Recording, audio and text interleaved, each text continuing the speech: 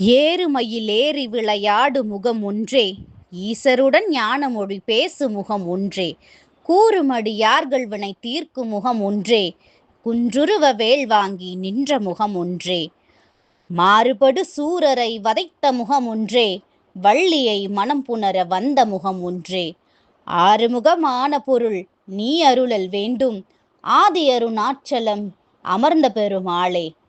ஏறத்தக்க மயில் மீது ஏறி திருவிளையாடல்களை செய்தது உன் ஒரு முகம்தான்.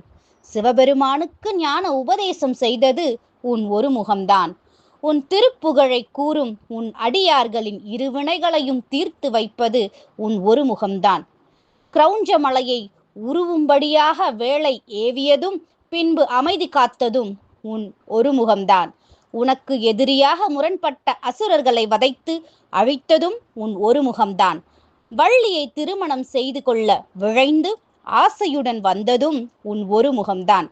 அவ்வாறெனில் நீ ஆறுமுகனாக காட்சியளிப்பதன் பொருளை நீ எனக்கு அருளிச் செய்ய வேண்டும்.